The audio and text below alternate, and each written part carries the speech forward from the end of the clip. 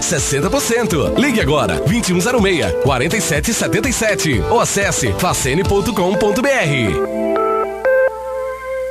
Sua sintonia, sua rádio, sua alegria, 104,9 Cruz da... Programa Lato Senso, sua revista radiofônica semanal, todas as quartas-feiras, das 20 às 21 horas, na Rádio Cruz das Armas FM 104,9. Entrevistas, comentários, debates e muito mais informações. Programa Lato Senso, onde a arte, educação, saúde, cultura, política e religião assume um lugar de destaque. Todas as quartas-feiras, das 20 às 21 horas, na Rádio Cruz das Armas FM 104,9. Programa Lato Senso. Ligue 3242-2131 e participe. Programa Lato Senso. O ouvinte em primeiro lugar. A Rádio Cruz das Armas FM 104,9 está apresentando o programa Lato Senso. Programa Lato Senso. Apresentação Edson Gomes. Muito boa noite, minha querida João Pessoa. Boa noite aos ouvintes no bairro do Cristo Redentor, no Jardim Itabaiana, no Rangel, no Bom Samaritano, Vale das Palmeiras, Conjunto Bela Vista e adjacência. A todos, nosso boa noite.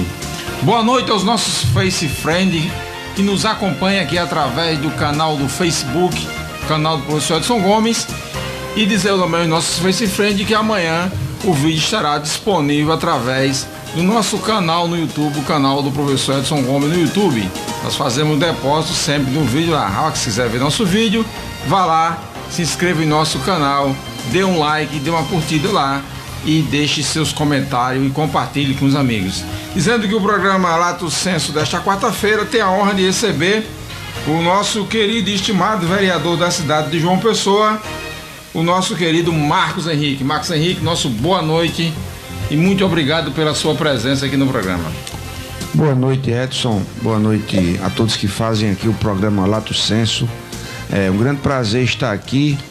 E você também que tem uma história de luta defendendo a sua categoria, classe trabalhadores, enfermeiros e enfermeiras técnicos.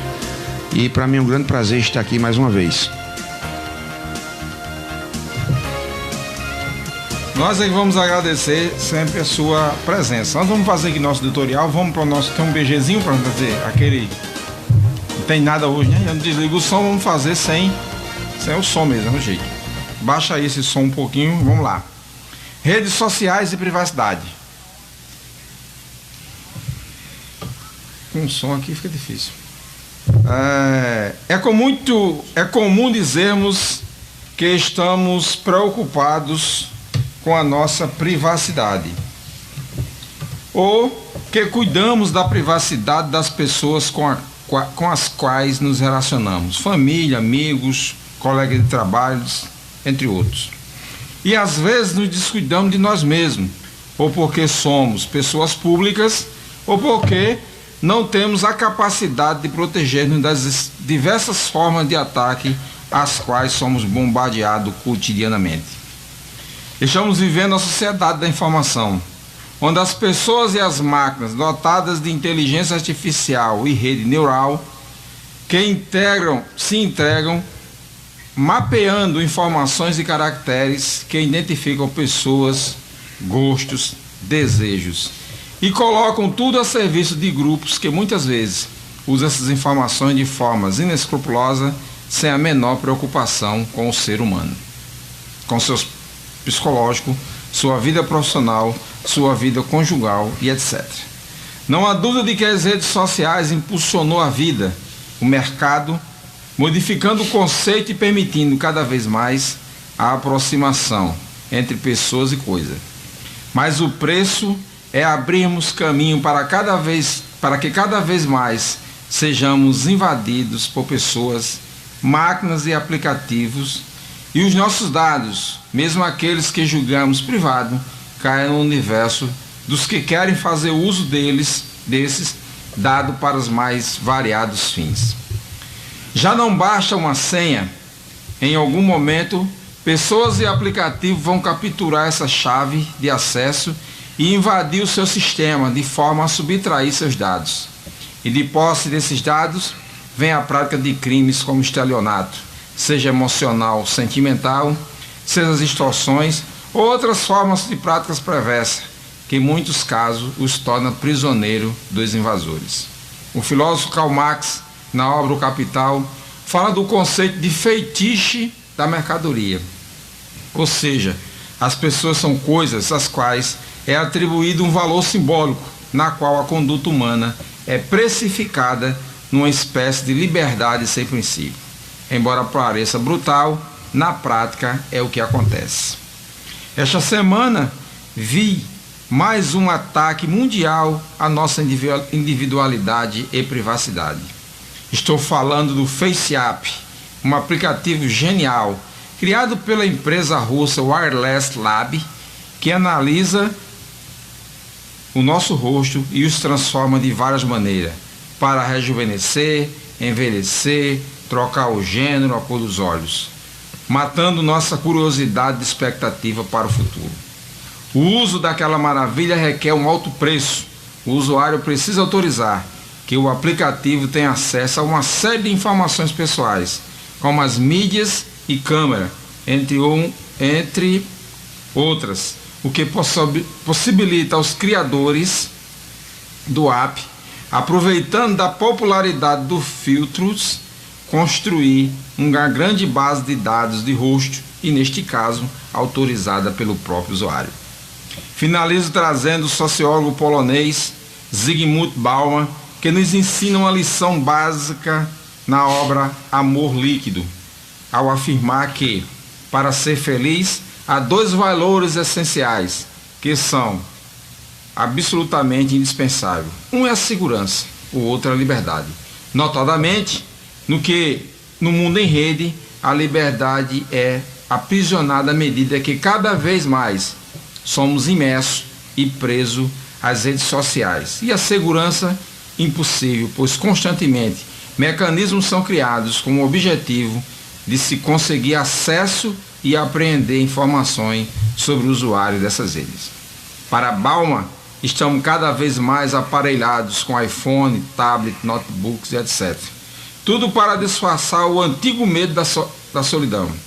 Assim, as redes sociais seriam espaço de convivência harmônica. Portanto, meus amigos e amigas, tomemos o máximo de cuidado com as nossas vidas, nosso convívio em rede, e não acreditemos que estamos seguros e acompanhados de bons amigos, pois sempre haverá pessoas, aplicativos e máquinas trabalhando para quebrar seus códigos de segurança e invadir sua privacidade.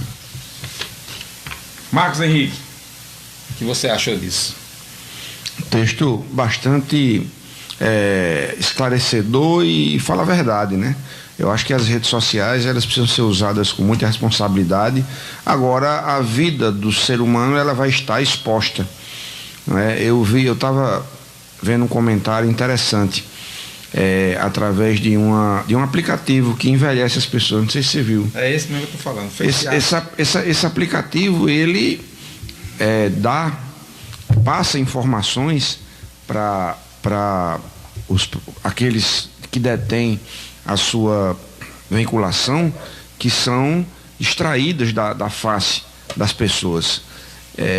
E hoje ninguém faz nada mais escondido, né? Hoje você já tem os satélites e você já tem também vários aplicativos e de forma que cada vez mais você vai ficando sem privacidade nesse mundo virtual. Pois é, verdade. Diga aí, vereador de João Pessoa chama a Assembleia de Profissionais de Saúde. Eu vi um vídeo seu nas redes sociais chamando os profissionais de saúde para uma assembleia, se eu não me engano, na quinta-feira, né? Você podia falar um pouquinho? Olha, essa assembleia, ela nasceu de uma audiência pública que o nosso mandato fez na Câmara Municipal de João Pessoa, né? Com a participação de vários sindicatos e da associação, né, a associação que também tem incentivado essa unidade. E isso foi muito importante, porque dali nós tiramos um calendário, fizemos um grupo de trabalho, e nesse grupo de trabalho nós pautamos o plano de cargos, carreiras e remuneração dos servidores da saúde. Pautamos database que os servidores da saúde não têm. Pautamos índice salarial. E sobretudo, pautamos uma reabertura imediata das negociações, haja vista que o governo municipal ele não está dialogando de maneira adequada e em tempo como deveria estar negociando. A gente vê o plano de carreiras plano de cargos e carreiras de todos os servidores totalmente defasado, não sendo cumprido. E o que é que os trabalhadores de saúde querem? Né? Querem abrir o processo de negociação e querem o cumprimento da lei. Então, isso acho que vem em boa hora, e eu fico muito feliz, Edson, do nosso mandato poder estar ajudando. Você me lembra que você esteve presente também nessa plenária, nessa audiência pública, e essa audiência pública ela foi muito positiva, porque depois já tiveram alguns desdobramentos. Nós entregamos a pauta ao vereador, ao líder da situação, Fernando Milanês, ele recebeu e já passou para o prefeito e o secretário, e eles já estão discutindo a pauta, né? Infelizmente houve esse fatídico problema com o Lucélio, que eu espero que ele se restabeleça, né? O prefeito ele está em viagem, mas a ideia é que o prefeito ele possa receber todos os trabalhadores, todos os sindicatos representados, porque eu acho que o sindicato é a representatividade maior. Agora, o nosso mandato, ele se sente muito feliz por estar sendo usado pela classe trabalhadora, né? Eu acho que se o nosso mandato ele não tivesse cumprido esse papel, não tivesse cumprindo esse papel, como nós fizemos também com a Guarda Municipal, né? Como nós fazemos aí com todos os trabalhadores da área de saúde, agentes comunitários, agentes de endemias, e eu acho que essa relação ela fortalece a luta dos trabalhadores, porque eu venho do movimento sindical, ainda sou sindicalista, mas essa nossa experiência de sindicalista espero poder colocar para que os trabalhadores do município de João Pessoa possam ter em mim uma contribuição nesse sentido. E a assembleia ela vai acontecer amanhã a partir das 14 horas.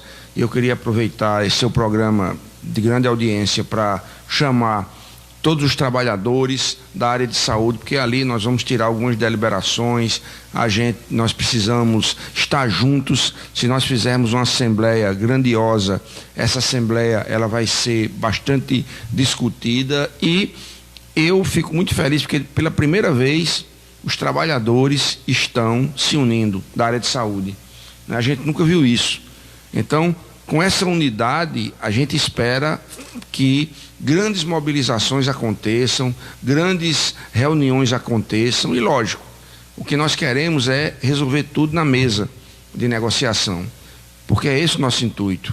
Caso não seja possível, eu acredito que os sindicatos e nosso mandato vai dar toda a força para que os trabalhadores realmente possam mobilizar-se. Haja vista que eu nunca vi, Edson, ninguém conseguir nada parado, se não for pela luta. A luta, ela é tudo. A luta, você é sindicalista, você sabe disso. A mobilização é de fundamental importância, né? Aproveitar aqui que Francisco Albuquerque está mandando boa noite pra gente, o velhinho lá do Conjunto Bela Vista. Fátima Gama também está mandando boa noite. Socorro está também dando nosso boa noite. A Fabiola, enfermeira, que tem acompanhado também lá, tem participado. A Fabiola, que é da ABEM, junto com o Lenilma, né? Junto com o Milka, que deve fazer parte desse. Aproveitar aqui já que a Fabiola está aqui para chamar o pessoal para ir também amanhã lá para o Sindicato dos Bancários participar desse momento com o vereador Marco Henrique lá, que é um momento oportuno para a gente discutir os problemas da saúde, né? Nós temos diversos problemas na saúde, Marcos. Hoje mesmo eu publiquei no meu canal, que eu tenho um canal no YouTube chamado, no Facebook chamado Enfermagem News, e eu priorizo para esse canal somente assuntos de enfermagem. E nós temos dois assuntos hoje que são, primeiro, a situação lá no Hospital de Trauma, né, que com a saída da Cruz Vermelha ficou tem um déficit trabalhista lá, e os profissionais estão reclamando muito. Hoje Milka, junto do sindicato do Sindep, terminou que ganharam uma ação, fizeram um acordo, isso vai começar a ser pago.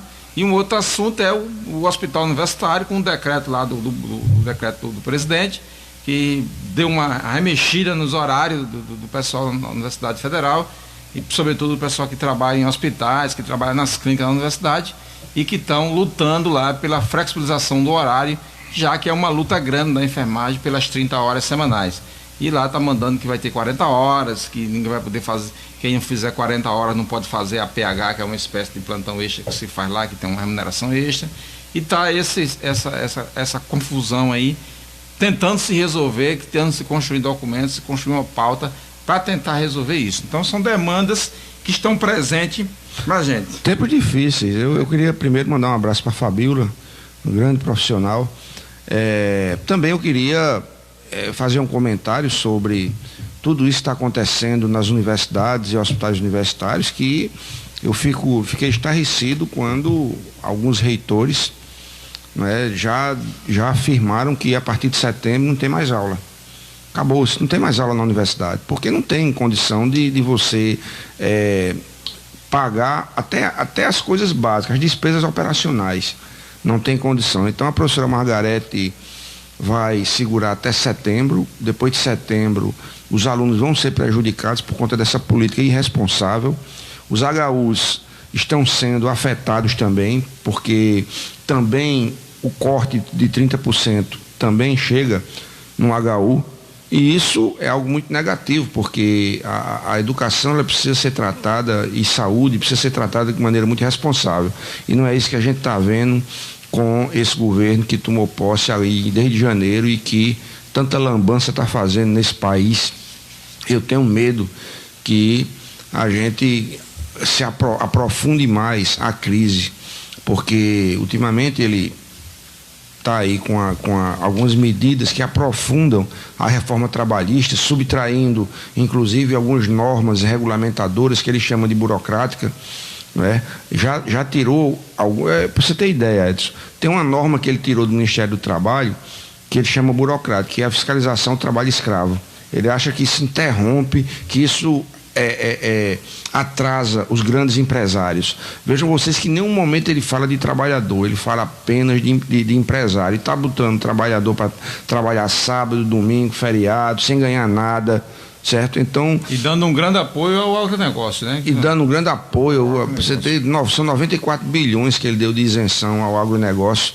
Então é um governo que administra para os ricos, para os detentores do grande capital e para o agronegócio, enquanto que para o trabalhador não tem nada, certo? Trabalhador que votou em Bolsonaro, ele precisa fazer urgente um exame de consciência sobre esse voto que ele deu.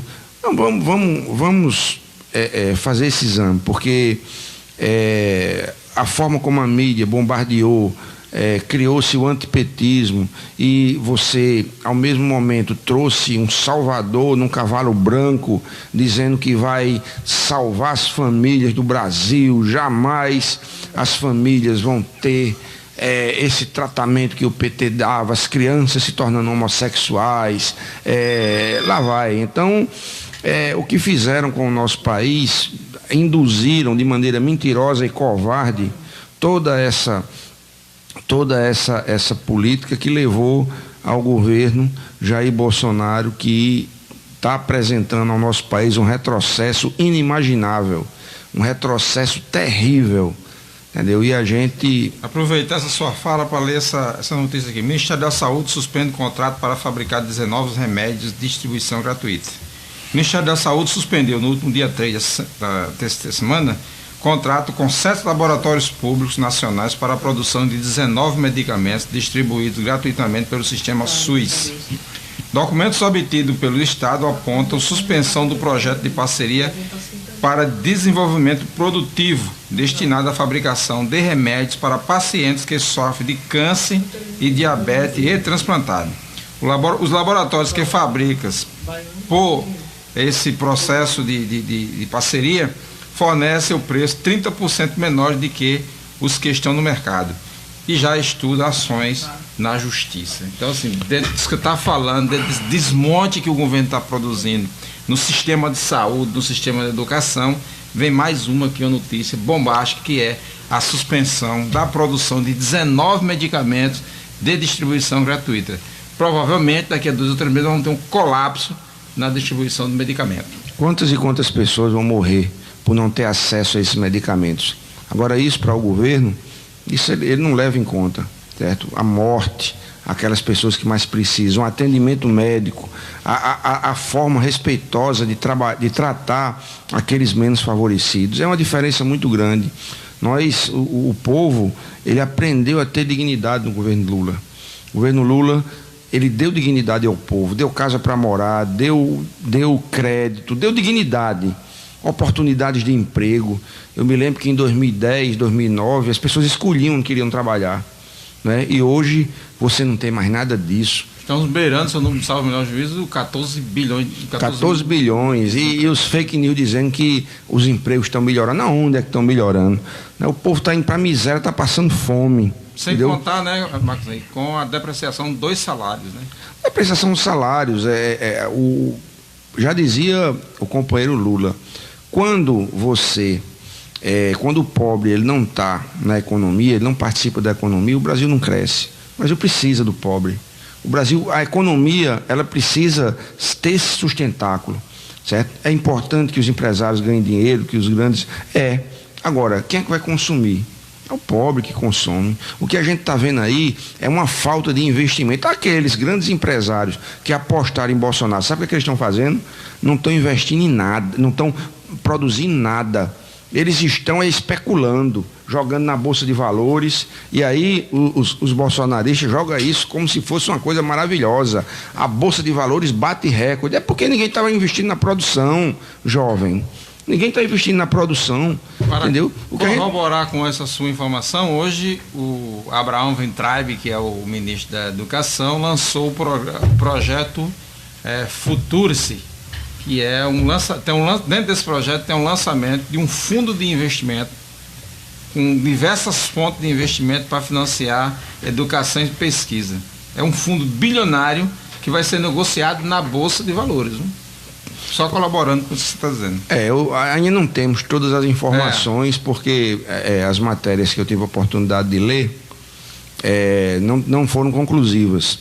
No entanto, o que a gente percebe por entrevistas e por posicionamentos do governo federal é querer que os alunos paguem a universidade deixar de ser gratuita, entendeu? É isso que está em discussão nesses próximos meses aí, que eu acredito que devem estar em pauta de votação. Inclusive, muitos deputados da base de Bolsonaro dizem que pobre não é para estudar, pobre não precisa estudar, entendeu? Quem tem que estudar é rico. E o próprio Bolsonaro disse há bem pouco tempo que o nordestino deveria fazer curso, entendeu? Não precisa de diploma não, vai fazer curso para desentupir fogão, parece que ele disse há alguns meses atrás. É assim que eles veem o nordestino, certo? Estados que são totalmente excluídos da economia do nosso país. Para a gente fechar aqui o nosso panorama nacional, a gente tentar vir para quase que impossível, mas vir para o panorama local, eu queria que você falasse um pouco o que é que você pensa, o que é que você acha da nomeação, ou da possível nomeação do filho do presidente da República para a Embaixada Americana. Olha, eu acho que isso aí é uma cortina de fumaça para que as pessoas não vejam o que realmente foi feito com o país, com essa reforma da Previdência. Porque eu não creio que o Bolsonaro lá, o filho do Bolsonaro, acho que é o Flávio, é Eduardo. É o deputado. É o Flávio. Que o Flávio Bolsonaro, ele seja nomeado. Mesmo porque ele não tem atributos para isso. O próprio Bolsonaro, ele está sendo desmoralizado pelos próprios congressistas aliados. Porque para você assumir um cargo, como um embaixador, você tem que ter vários pré-requisitos. E o Flávio Bolsonaro, ele não sabe nem falar inglês. Eu vi ele num texto aí que está rolando nas redes sociais. Mas ele tem uma grande experiência. Ele sendo achincalhado. Fritou um hambúrguer? Pois é, ele fala isso. Entendeu? Eu acho que isso é para distrair o povo, porque, na verdade, eu acredito que o Congresso não vai aprovar um imbecil daquele ser um embaixador. Eu acho que isso é mais para tirar o foco da reforma da Previdência que aí sim, aí, meu amigo, é onde a vaca torce o rabo, é onde... Falando de reforma da Previdência, o que é que houve no Congresso que aprovou em primeiro turno, já aprovou o texto base da reforma da Previdência e aprovou com uma maioria boa de votos? Pois é, eu acho que a velha mala passou, né? E, inclusive, vários deputados da base do governo, da base da oposição, né, não do PT, mas do PDT e do PSB, nós tivemos alguns deputados que... Mas, na verdade, o que a gente vê é o toma lá da cá, Edson. O toma lá da cá, ele nunca teve tão claro. E agora, mais cruel ainda, que ele pegou mais dinheiro para jogar na mão dos deputados, para essa questão das emendas. Nunca teve tanto dinheiro para uma votação como agora. Então, 2 bilhões. Isso sem falar nas nomeações, nas acomodações políticas nos estados, né? Nas FUNASAs da vida, no Ministério do Trabalho, nas autarquias e em vários ministérios. Então, esse tomar lá da cá, ele está vindo de maneira mais perversa agora, que está vindo para prejudicar o povo. Né? E essa reforma trabalhista, essa reforma previdenciária, ela vai reduzir benefícios. Então eu pergunto, você tem uma reforma trabalhista que diz que ia gerar 8 milhões de empregos. Não gerou um.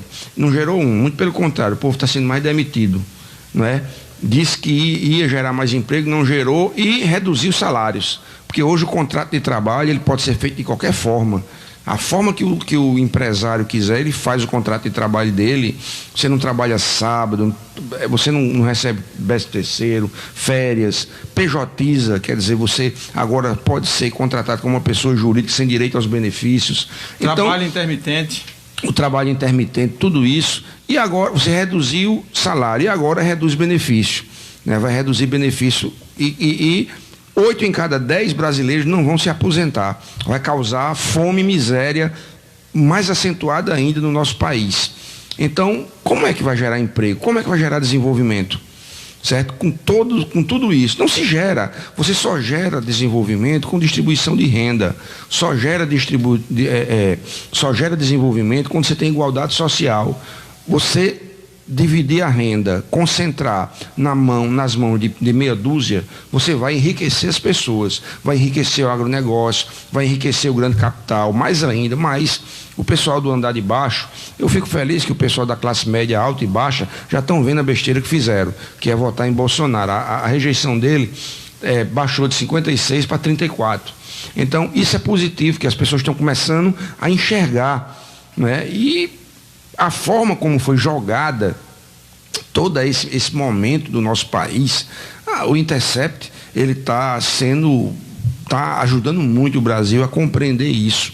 A forma como derrubaram Dilma, a forma como prenderam Lula, né? Porque realmente hoje está provado por essas gravações que Lula está preso, porque se ele tivesse solto, ele venceria com outra proposta, com uma proposta, né?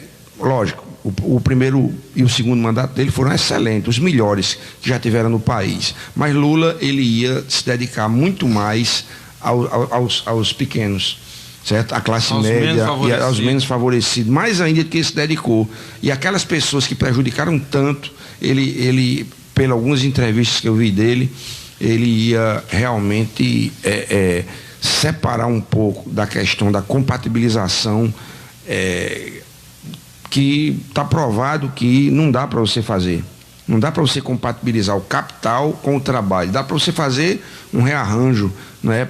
Mas você compatibilizar isso é cada vez mais difícil, né? Agora, espero que a gente possa cair a ficha do brasileiro e a gente possa sair desse momento tão difícil. E o Intercept Brasil tem dado uma importante contribuição. Tem dado uma importante contribuição a isso. Inclusive, Marco, eu diria que além dele dessa contribuição, ele faz uma outra contribuição, que é o debate sobre a liberdade de imprensa.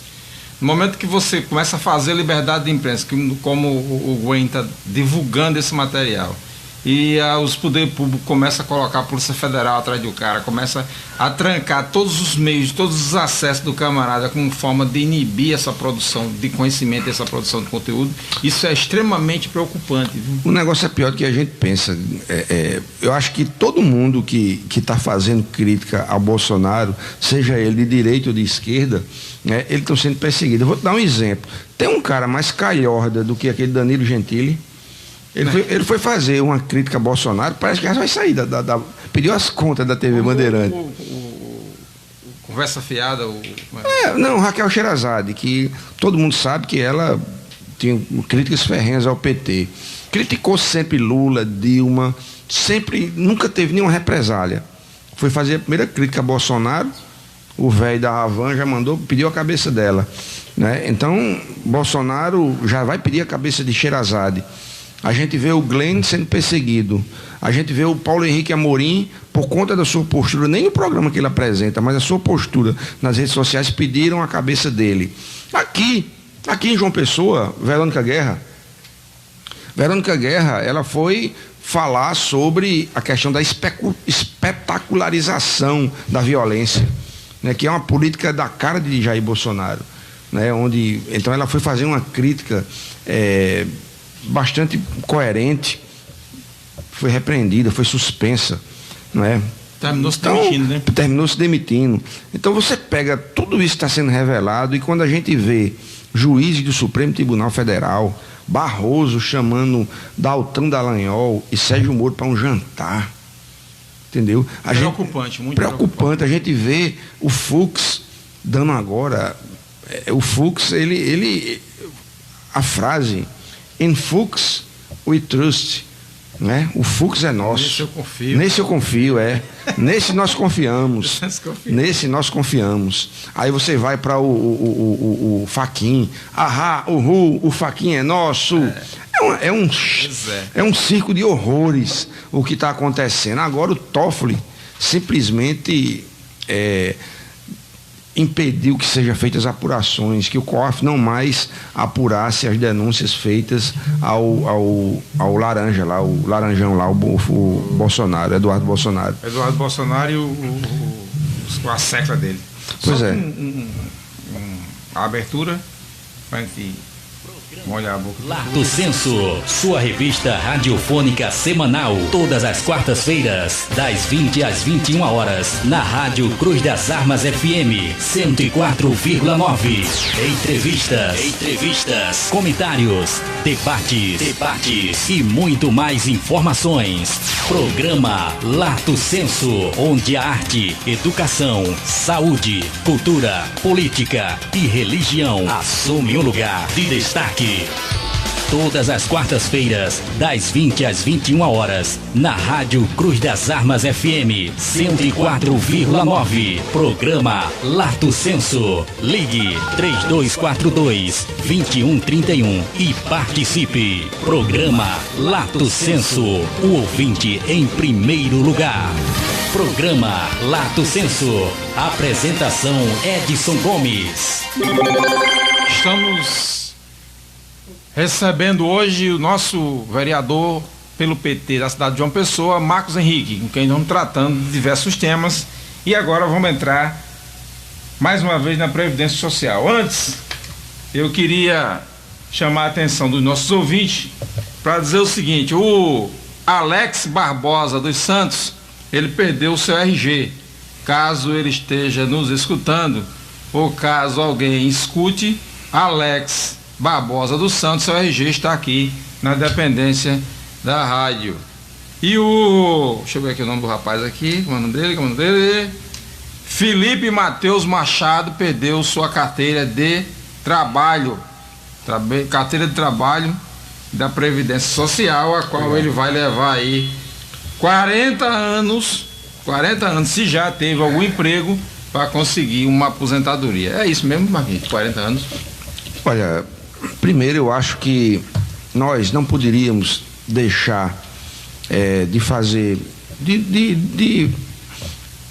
fazer com que a nossa sociedade tivesse igualdade social antes de fazer qualquer tipo de reforma.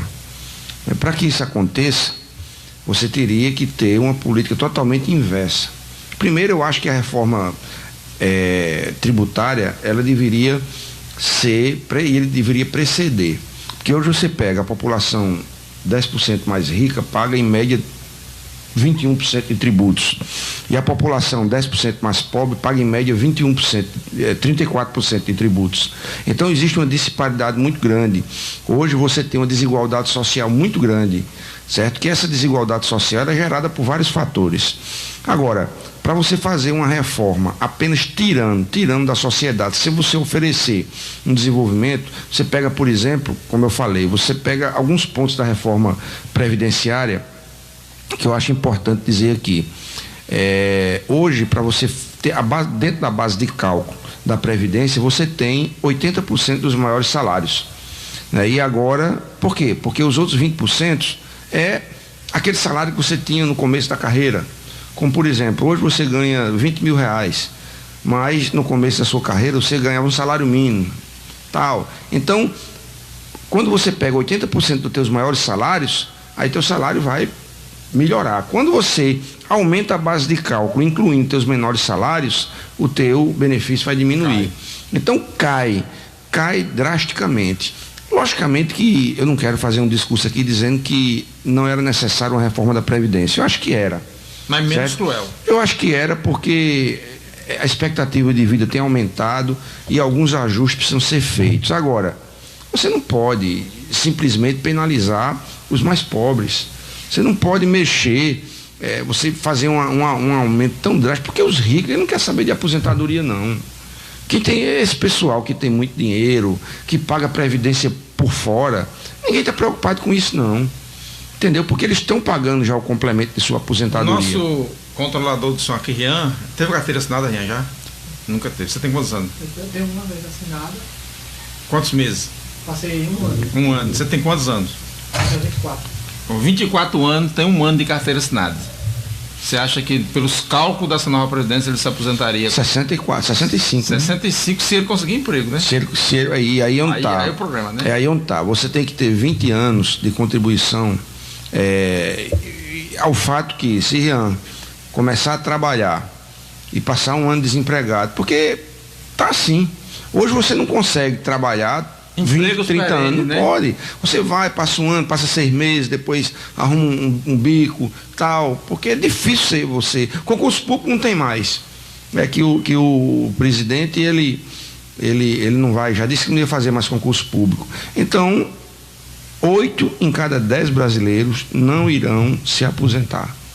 Vão morrer de fome. Isso é o que está, os estudos feitos pelo DIEESE. 8 em cada 10 brasileiros não irão se aposentar. Isso eu estou falando assim para dizer, não, é porque é da oposição. Não é, gente.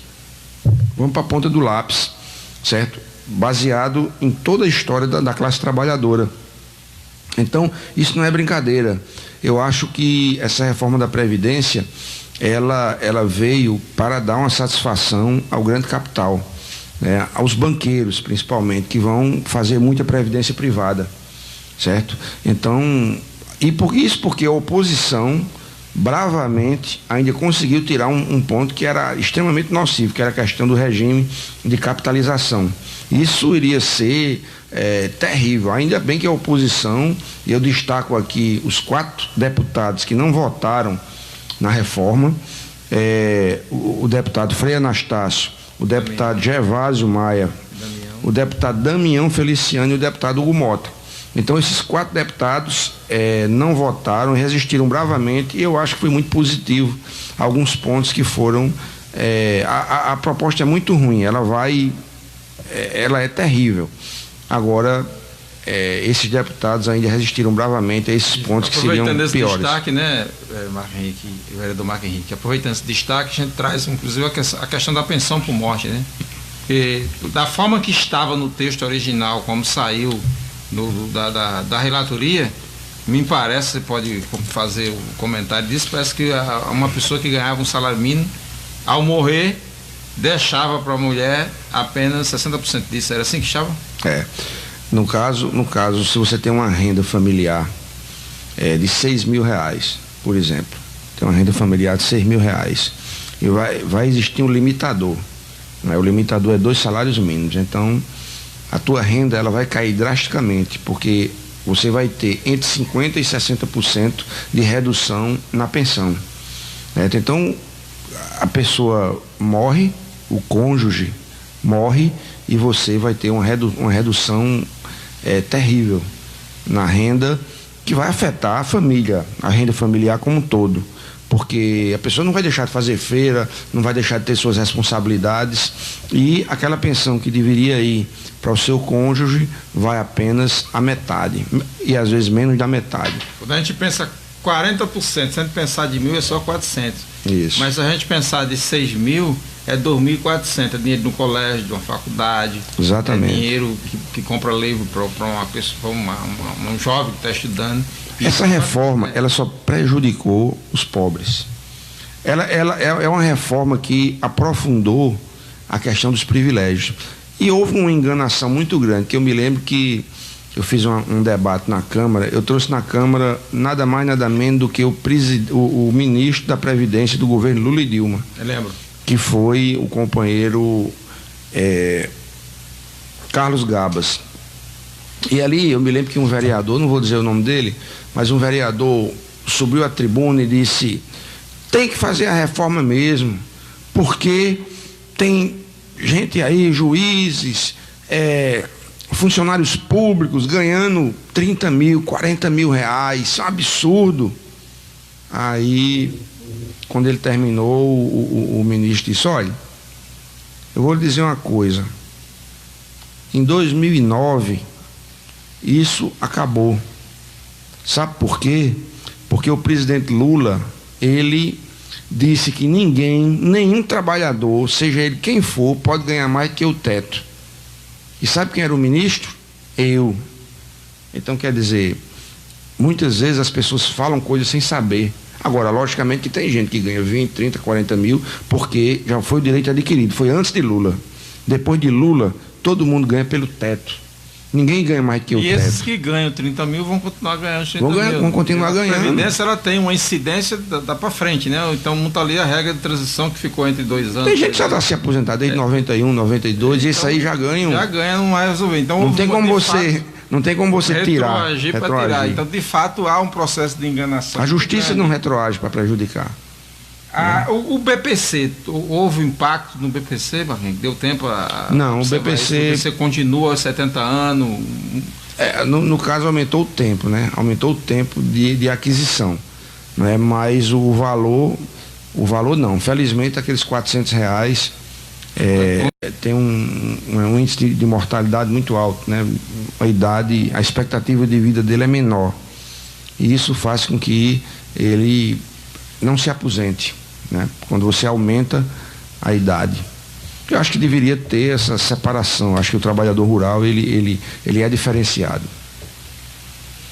Pois é, vamos agora falar do município de João Pessoa, projeto do município de João Pessoa. E aí eu me lembro de um debate dos estacionamentos nos shoppings de João Pessoa. Vi um projeto semelhante a esse votado e aprovado em Campina Grande. E aí eu faço a pergunta aqui, como todo cidadão pessoense devia fazer, a pergunta ao vereador que apresentou o projeto: por que esse projeto em João Pessoa não foi aprovado? Olha, ele não foi aprovado porque na votação os vereadores eles não se convenceram que o projeto era bom para a sociedade. Na verdade, o projeto ele passou na Comissão de Constituição e Justiça, ele passou na Comissão de Políticas Públicas, passou na Comissão de Orçamento, aliás, passou na Comissão de Direitos Humanos e do Consumidor, e na de Orçamento não passou. Mas isso não era impeditivo de uma votação. E na votação... Só uma pergunta, mas ele não precisava ir para a Comissão de Orçamento porque ele não impacta no orçamento municipal. Esse projeto ele demorou 2 anos e 3 meses tramitando na casa. Eu acho que é um dos projetos mais longos que tramitou na casa, não é? E é um projeto que, apesar de ter demorado muito, mas eu tinha uma expectativa que no plenário, porque é o seguinte: o consumidor ele ganha. Se você é consumidor e você não paga o estacionamento, você está ganhando. Mesmo porque existe o Código de Defesa do Consumidor, que fala 2 dispositivos que eu acho extremamente pertinentes, que é o aviamento e é o Fundo de Comércio, que fala que o preço do estacionamento já está embutido no preço final da mercadoria, né? E, por fim, o empresário, né? O empreendedor, porque se você não tem um estacionamento ali, muita gente deixa de almoçar no shopping para não pagar os R$100, porque além do almoço você ainda tem que pagar os R$100. Então você já imaginou a quantidade de empreendedores que iriam ganhar, porque o aumento, a circulação de pessoas ia aumentar mais no shopping. Então a quantidade de pessoas ia ser grande, as empresas iam vender mais, os restaurantes iriam vender mais. Então ia ganhar o empreendedor e ia ganhar o consumidor. Então, isso seria extremamente importante para a cidade de João Pessoa. Tanto que Campina Grande aprovou e a Câmara, a Assembleia Legislativa aprovou também. A Assembleia Legislativa aprovou. Então, espero que o governador João Azevedo, ele possa sancionar essa lei, porque é uma lei que vai beneficiar muita gente, e aqueles empreendedores que já pagam um aluguel altíssimo ao shopping, né, ao dono do shopping, que está cada vez mais rico, né, já deveriam, o preço já está embutido também nesse aluguel. Então é algo que em alguns municípios já existem shoppings que são gratuitos a entrada dos veículos, e aqui em João Pessoa era uma chance da Câmara Municipal dar esse presente à cidade de João Pessoa, mas infelizmente os colegas vereadores, nem todos, né, mas a maioria dos colegas vereadores acharam que o projeto, uns que não era constitucional, outros que, enfim, os argumentos são muitos. A população é que perdeu de fato, embora a população, viu, Magno, que ela tem um outro olhar sobre isso, né? Nós que somos populares, que estamos no meio do povo, o que a gente escuta é de que esses vereadores que votaram contra um projeto como esse, que votaram contra o povo, é porque estavam sob pressão do lobby dos donos de shopping. Isso a gente escuta na rua, tá? Isso é a voz que vem da rua, a voz rouca que vem da rua nos diz isso.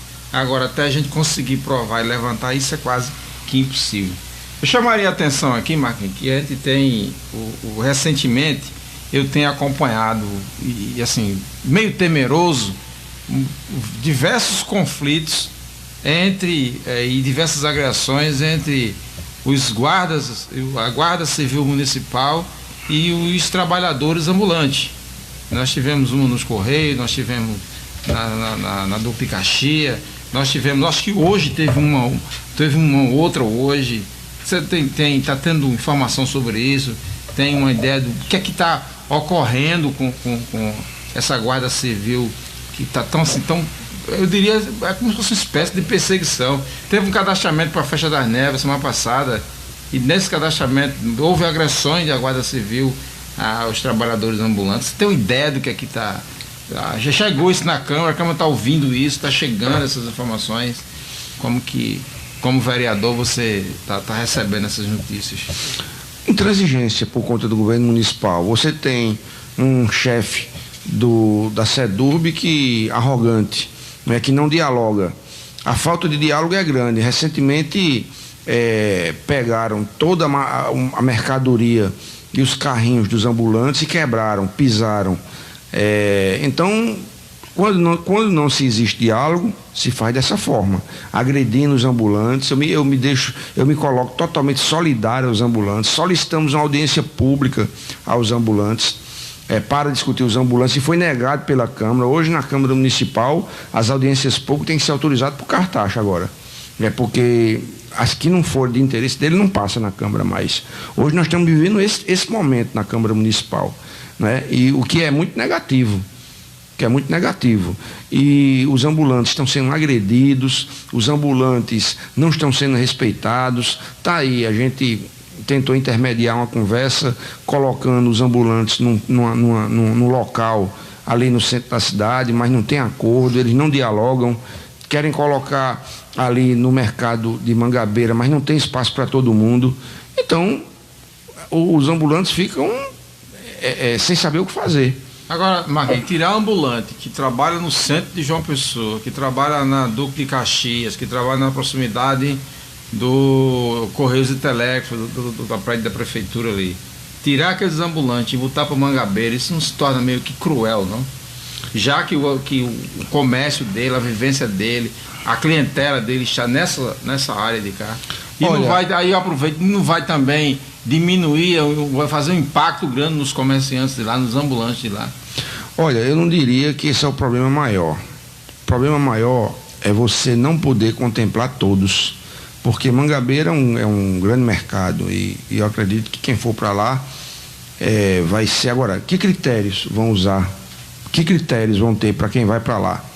Né? Então, eu quero só dizer uma coisa, Edson, que o problema de ambulantes sempre teve no nosso município, certo? Me lembro que Cícero Lucena teve, ele resolveu com o problema de 4.400, o governo de Ricardo Coutinho fez o centro de passagem, Terceirão.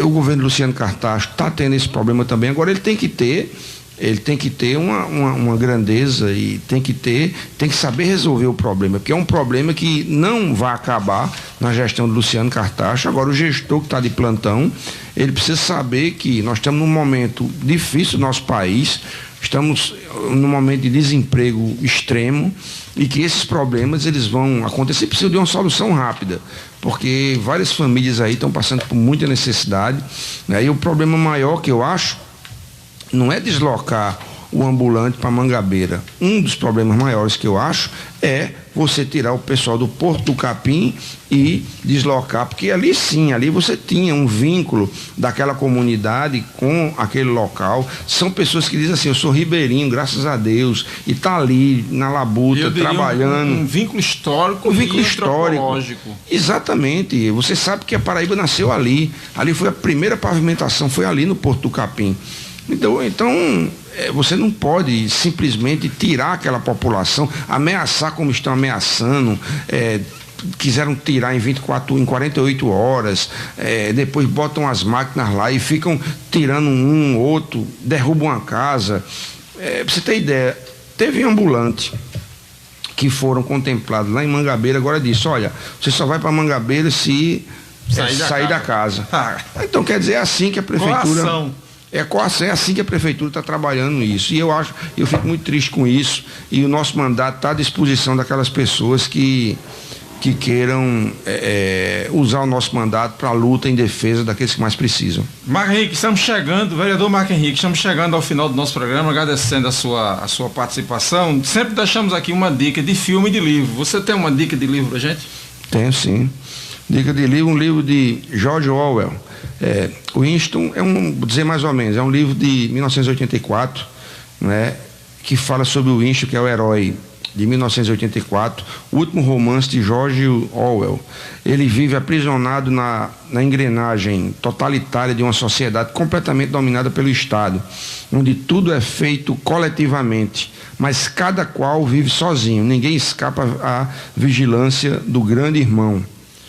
A mais famosa personificação literária do poder, cínico, cruel ao infinito, além de vazio no sentido histórico. É uma obra bastante interessante. Eu queria, além de deixar essa obra, queria sugerir que a população, que as pessoas assistissem Democracia em Vertigem, que é um filme que está na Netflix, e é um filme que fala de narra toda a história do golpe de Dilma. Lula ainda não tinha sido preso nesse filme, mas a narrativa ela é muito positiva, ela é muito bonita e ela desmascara tudo que aconteceu no nosso país. A Lúcia está mandando aqui, boa noite, companheiros. Exatamente, Marco, acho que ela está se referindo ao Porto do Capim. Esse assunto do Porto deve ser discutido. Estamos deixando aqui também uma dica de um filme. Você já deu uma dica de um filme, eu vou deixar aqui o outro, Jogo do Dinheiro. É um apresentador de programa de Bolsa de Valores, onde dá dicas sobre o mercado financeiro. Um dos apostadores perde o dinheiro no mercado financeiro e termina que ele invade o estúdio e faz do apresentador refém. E o final da trama, a gente não gosta não, mas termina o Estado com seu poder de força, desmanchando o apostador. O livro que você cita é importante justamente que mostra esse momento agora todo da liberdade de imprensa, da liberdade, essa vigilância que nós sentimos, e casa exatamente com aquele texto inicial que nós falamos sobre a questão da invasão de privacidade. Marcos Henrique, muito obrigado pela sua participação. Nós dissemos aqui outro dia que você voltar para falar sobre Previdência, voltou para falar sobre Previdência e outros temas. Acredito que vou chamá-lo outras vezes aqui, assim que tiver oportunidade e que você puder também, tiver agenda, para a gente continuar discutindo e debatendo o assunto de nossa cidade. Né? O vereador da nossa cidade, atuante, os profissionais de enfermagem têm elogiado muito os profissionais de saúde de modo geral, têm elogiado muito sua participação na Câmara dos Vereadores, abrindo espaço para nós, abrindo espaço para discussão com a audiência pública, criando espaço como esse que está criando amanhã lá no Sindicato dos Bancários, enfim. Eu acho que esse é o grande papel do vereador e do grande vereador no dois sentidos. Grande vereador no tamanho, 1,79m ou 1,80m e alguma coisa, e grande vereador pelo papel social que está tendo. Eu acompanho o seu trabalho, parabéns pelo trabalho, muito obrigado pela sua participação. Eu que agradeço, Edson, queria mais uma vez, me sinto honrado de vir sempre aqui no seu programa, pela identidade que nós temos e também pela importância do seu programa para a sociedade. Aproveitando para mais uma vez convidar todos e todas, trabalhadores da área de saúde, para que amanhã às 14 horas no sindicato nós possamos discutir a nossa pauta e os nossos próximos passos para a nossa luta, que eu tenho certeza que vai ser vitoriosa. Um grande abraço e estamos às ordens. Valeu. Programa Lato Senso tem a honra de receber.